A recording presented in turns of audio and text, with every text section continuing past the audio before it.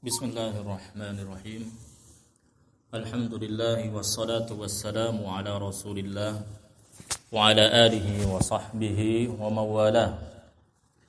Wa asyhadu an la ilaha illallah wahdahu la syarikalah wa asyhadu anna Muhammadan abduhu wa rasuluh. Amma ba'd. Ikhwani fid din, hafizani wa hafizakumullahu jami'an. Nah, alhamdulillah pada hari ini kita memasuki 9 Ramadan.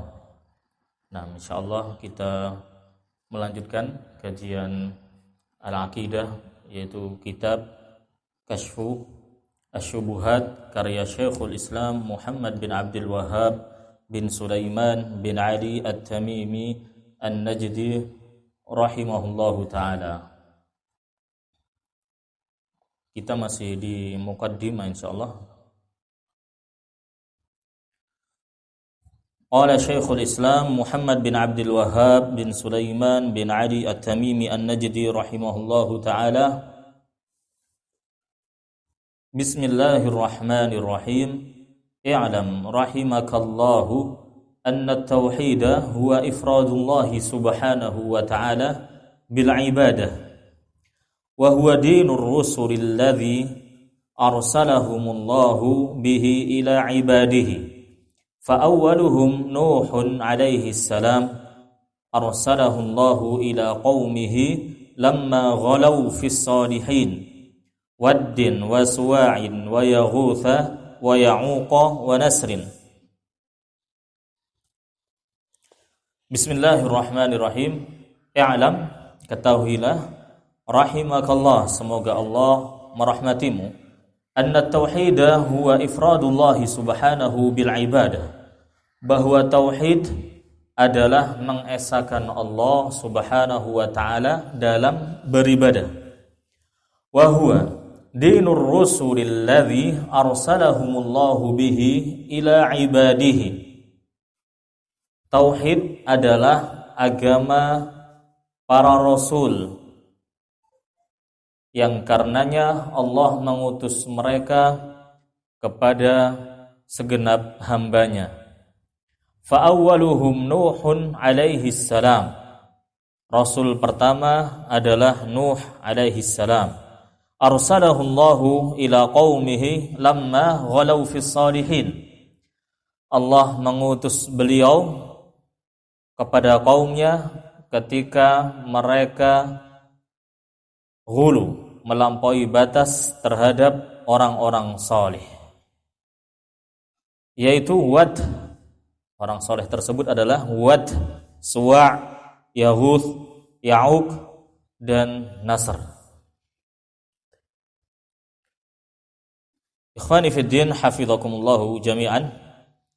Nah, sebagaimana yang telah disebutkan pada pertemuan yang lalu, bahwa kitab ini berjudul Kashfu Asy-Syubuhat, menyingkap, membongkar syubhat, kerancuan-kerancuan dalam berpikir. Tentunya syubhat ini merupakan argumentasi kaum musyrikin, yaitu ahlul batil dari kalangan kaum musyrikin.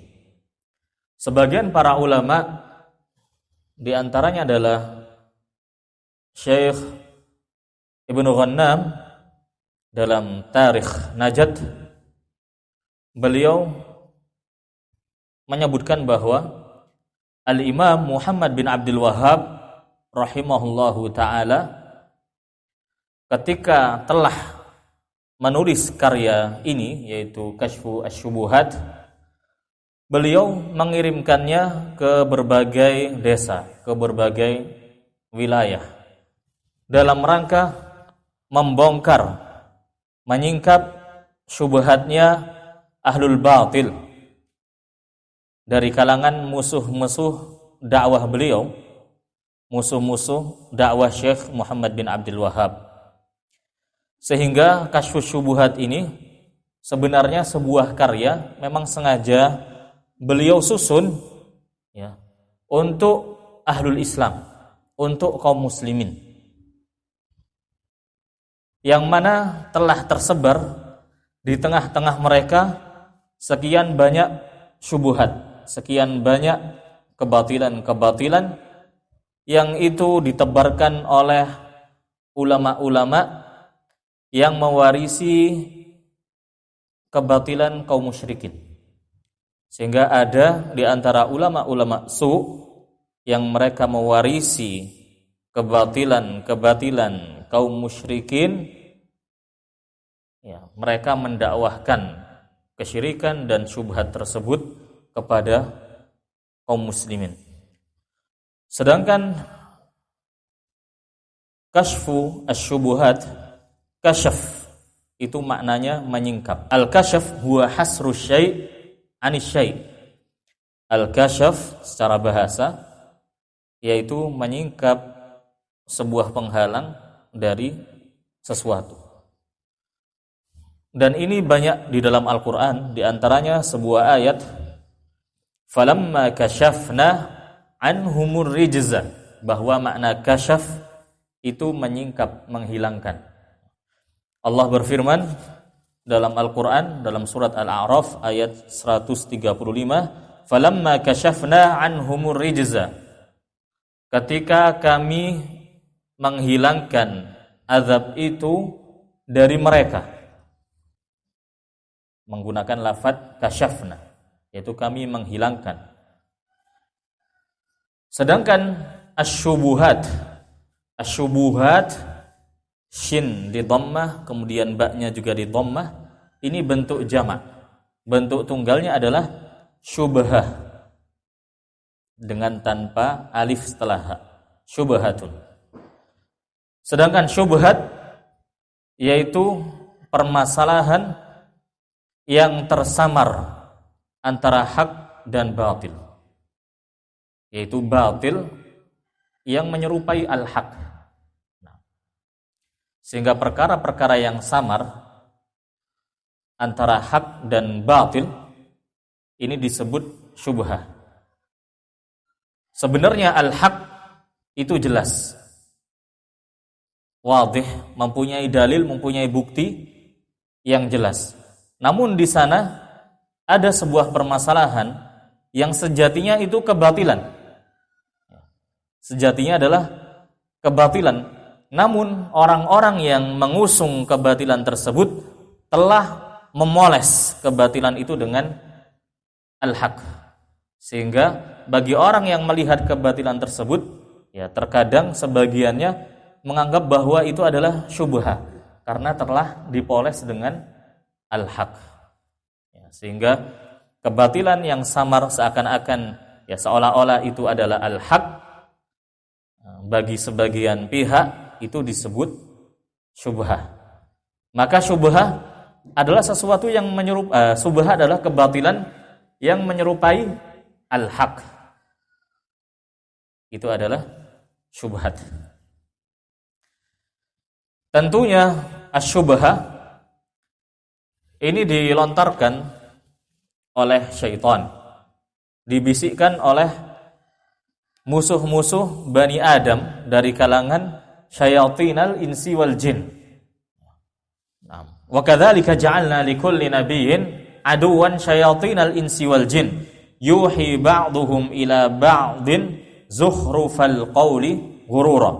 Dan demikianlah kami jadikan bagi para nabi itu musuh-musuh berupa setan-setan dari kalangan jin dan manusia, yang mereka setan-setan itu membisikkan ya, kepada selainnya, ya kepada manusia, dengan bisikan berupa ungkapan-ungkapan yang menipu.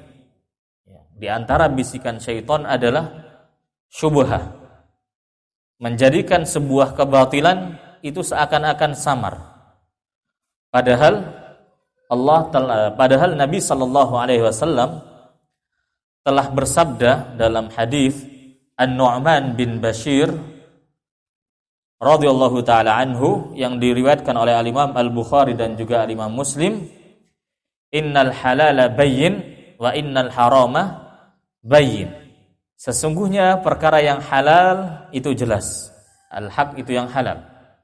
Wal haram bayyin, perkara yang haram, kebatilan itu juga jelas. Wa bainahuma umurun mustabihatun. Akan tetapi di antara keduanya ada perkara-perkara yang samar, yang rancu. Ikhwani fid din hafizakumullahu jami'an, tentunya tidak diragukan lagi bahwa upaya menghilangkan dan membongkar syubhat, kerancuan-kerancuan yang diusung oleh ahlul batil, argumentasi kaum musyrikin dalam menentang tauhid, ini harus dipatahkan, harus dibantahkan, dan merupakan aslun min usuli dinil Islam, merupakan prinsip, ya, pokok dari pokok-pokok agama Islam. Karena Allah Subhanahu wa taala di dalam Al-Qur'an pun telah banyak membantah ahlul batil, banyak membantah kaum musyrikin dan melemahkan hujjah ataupun syubhat mereka. Allah Subhanahu wa taala berfirman dalam surat Asy-Syura ayat 16. Walladzina yuhajjuna fillahi min ba'di mastujiba lahu hujjatuhum dahidatun 'inda rabbihim wa 'alaihim ghadabun wa lahum 'adzabun syadid. Allah menjelaskan bahwa orang-orang yang berbantah-bantahan, membantah tentang agama Allah Subhanahu wa taala setelah agama itu diterima. Sehingga pihak-pihak yang menentang agama Islam dengan membawakan hujjah, ya, menurut mereka setelah Islam itu diterima, maka Allah melanjutkan hujjatuhum dahidatun 'inda rabbihim wa 'alaihim ghadabun. Maka hujjah mereka, dalil mereka, argumentasi mereka itu batil, tertolak di sisi Rabb mereka, di sisi Tuhan mereka. Dan bagi mereka kemurkaan Allah Subhanahu wa taala dan azab yang dahsyat. Maka dari ayat ini dijelaskan oleh Syekh Saleh Al-Syekh hafizahullahu taala, maka setiap orang yang membantah, mendebat al-haq dengan kebatilan, ya, mereka membawa hujjah, mereka membawa dalih, mereka membawa pengetahuan. Ini menurut anggapan mereka. Namun pengetahuan mereka yang mereka anggap itu sebuah ilmu, mereka anggap itu sebuah hujjah dahidatun, ya, terbantahkan, tertolak. Hujah-hujah tersebut pasti terbantahkan dan tertolak. Sehingga membongkar syubhat, kebatilan musuh-musuh Islam, musuh-musuh manhaj Ahlus Sunnah wal Jamaah, itu diantara kewajiban yang harus ditegakkan oleh dai-dai Islam, sehingga manusia itu tidak tersesat karena syubhat-syubhat ulama-ulama atau ustadz-ustadz atau kiai-kiai yang telah menyimpang. Asy-Syaikh Muhammad bin Abdul Wahhab rahimahullahu taala telah menyebutkan sebuah dalil, yaitu tentang diutusnya Mu'adz bin Jabal radhiyallahu taala anhu ke negeri Yaman, di mana Nabi sallallahu alaihi wasallam bersabda kepada sahabat Mu'adz bin Jabal, "Innaka ta'ti qauman ahla kitabin falyakun awwala ma tad'uuhum ilaihi syahadatu an la ilaha illallah wa anna Muhammadar Rasulullah fa inhum ata'uka lidzalika," dan hingga akhir hadis. Yaitu ketika Nabi sallallahu alaihi wasallam mengutus sahabat mulia Mu'adz bin Jabal radhiyallahu taala anhu ke negeri Yaman, maka Nabi bersabda kepada Mu'adz bin Jabal dengan memberikan sebuah ilmu, sebuah pelajaran bagi beliau ketika berdakwah di negeri Yaman. Sesungguhnya engkau wahai Mu'adz akan mendatangi sebuah kaum, mereka adalah ahlul kitab. Maka hendaklah yang pertama kali engkau dakwahkan kepada mereka adalah syahadat alla ilaha illallah dan Muhammad Rasulullah. Fa inhum ata'uka lidzalik. Apabila mereka menaatimu, yaitu menerima dakwahmu, fa'alimhum, maka ajarkanlah hingga akhir hadis. Di dalam hadis ini Nabi SAW menyampaikan bahwa Mu'adz bin Jabal ini akan mendatangi ahlul kitab.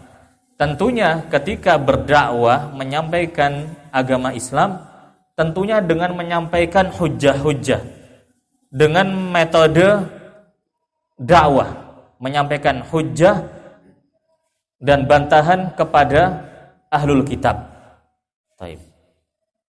Setelah hujjah itu disampaikan, terkadang di antara ahlul kitab itu ada yang menentang dan membantah, maka harus dijelaskan dan dibantah, dipatahkan hujjahnya. Lalu kata Nabi, apabila mereka menaatimu, menerima dakwahmu, maka ajarkanlah kewajiban berikutnya. Maka dalam masalah yang disebutkan oleh Syekh Muhammad bin Abdul Wahhab dalam Kitabut Tauhid, beliau menyebutkan pada permasalahan yang ke-14 pada bab yang disebutkan hadis tersebut, kashful alim asy-syubhata 'anil muta'allimi, tentang wajibnya seorang alim itu menyingkap syubhat, membersihkan kerancuan-kerancuan berpikir dari seorang pelajar, seorang talib. Kemudian berikutnya, adapun kashfus syubah atau kashfus syubuhat, 6 cara menghilangkan asyubuhat, kebatilan-kebatilan ataupun kerancuan berpikir pada seseorang atau kepada sebuah kaum, yaitu dengan 2 cara, ada 2 metode. Cara yang pertama adalah thariqun aqli, yaitu menghilangkan syubhat, kerancuan-kerancuan dengan hujjah-hujjah, dengan bukti-bukti secara logika, secara akal sehat. Sehingga kita tidak perlu belum menyebutkan dalil-dalil syar'i, baik itu dari Al-Quran ataupun Sunnah. Sampaikan dulu bukti-bukti, permasalahan-permasalahan yang itu dibenarkan atau benar menurut akal. Sedangkan yang kedua, menghilangkan syubhat dengan cara menyampaikan hujjah-hujjah syar'i, dalil-dalil syar'i, baik dalil tersebut dari Al-Quran ataupun berupa sabda Nabi, yaitu berupa sunnah Nabi sallallahu alaihi wasallam. Di Al-Quran Allah Subhanahu wa taala telah membantah kaum musyrikin dengan bantahan secara logika. Yaitu Allah Subhanahu wa taala menyebutkan dalam surat Al-Anbiya ayat 22 tentang at-tauhid, bahwa tauhid itu sesuatu yang diwajibkan dan fitrah manusia telah tercipta di atasnya. Lau kana fihima alihatun illallahu lafasadata. Kalau seandainya di langit dan di bumi itu ada Tuhan-Tuhan selain Allah Subhanahu wa taala, niscaya akan hancur langit dan bumi tersebut. Kemudian juga Allah Subhanahu wa taala berfirman dalam surat Al-Isra ayat 42 dan 43. Qul law kana ma'ahu alihatun kama yaqulun idzal labtaghaw ila dzil 'arsy sabila.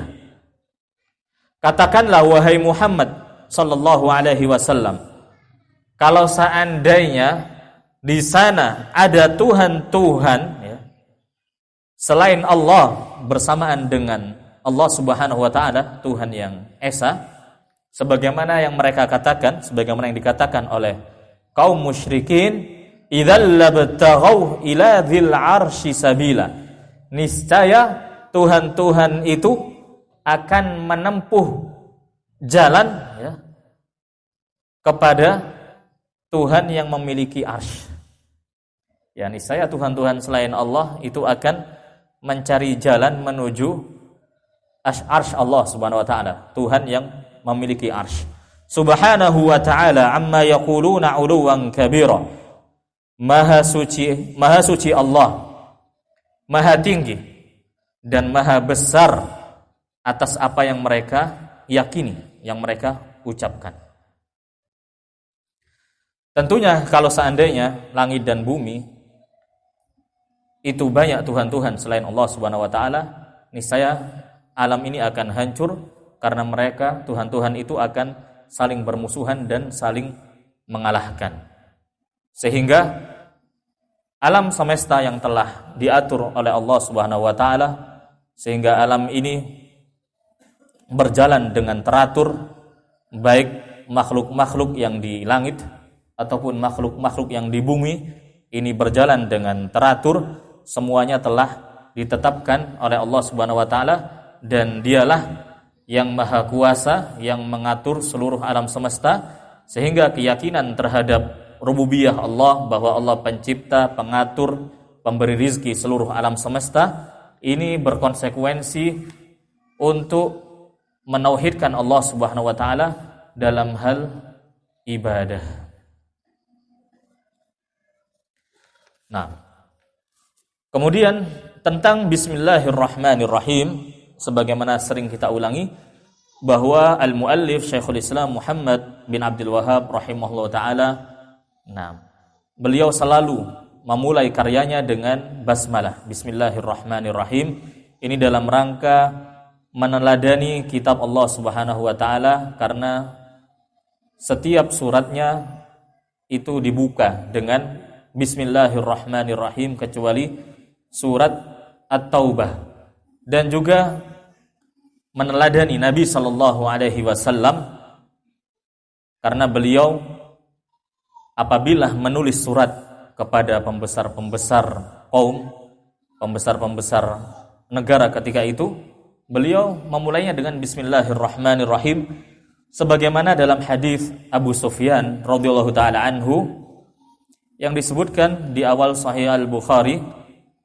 Nah, ketika beliau menulis surat kepada Heraklius, Azimur Rum, pembesar Romawi ketika itu, beliau menulis bismillahirrahmanirrahim min Muhammadin Rasulillahi ila Herakl Azimur Rum, salamun ala man ittaba'al huda, amma ba'd fa inni ad'uka bidi'ayatil Islam, aslim taslam.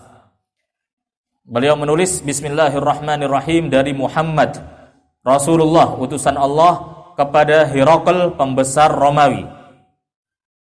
Keselamatan atas orang-orang yang mengikuti petunjuk. Amma ba'd, sesungguhnya aku mengajakmu dengan ajakan Islam, dengan dakwah Islam, maka berislamlah, niscaya engkau akan selamat. Ini isi surat Nabi SAW kepada Herakl, pembesar Romawi. Dan juga meneladani Sulaiman alaihissalam ketika menulis surat untuk Ratu Saba. Nah, Allah menyebutkan dalam surat An-Naml ayat 30, innahu min Sulaiman wa innahu bismillahirrahmanirrahim. Surat itu dari Sulaiman, berisikan bismillahirrahmanirrahim. Al-Hafidz Ibnu Hajar rahimahullah ta'ala juga menyebutkan bahwa ini adalah sunnah dan merupakan amalan as-salaf ketika mereka menyusun sebuah kitab atau sebuah risalah. Kemudian pembahasan berikutnya, bahwa sering disebutkan oleh sebagian dai, yaitu sebuah hadis, kullu amrin dzibal la yubda'u fihi bismillahirrahmanirrahim fahuwa aqta, bahwa setiap perkara yang mempunyai nilai yang tidak dimulai padanya dengan bismillahirrahmanirrahim, maka barokahnya akan terputus. Ini sebuah hadis yang disebutkan, diriwayatkan oleh al-Imam Al-Khatib Al-Baghdadi dalam kitab beliau Al-Jami' di Adabir Rawi wa Akhlaqis Sami', dan juga yang lainnya. Namun hadis tersebut adalah hadis yang lemah, sebagaimana dinyatakan oleh Al-Hafidz Ibnu Hajar rahimahullah dan juga Al-Imam As-Sakhawi serta para ulama yang lainnya. Sehingga alasan-alasan yang sebelumnya yang telah disebutkan itulah yang melandasi para ulama memulai kitab mereka dengan bismillahirrahmanirrahim. Nah, ini dars kita di sore hari ini. Semoga Allah Subhanahu wa taala menjadikannya sebagai ilmu yang bermanfaat dan juga sebagai amal as-salih. Wa sallallahu wasallam wa barak ala nabiyyina Muhammadin wa ala alihi wa sahbihi wasallam. Subhanakallahumma bihamdik asyhadu an la ilaha illa anta astaghfiruka wa atubu ilaik. Barakallahu fikum.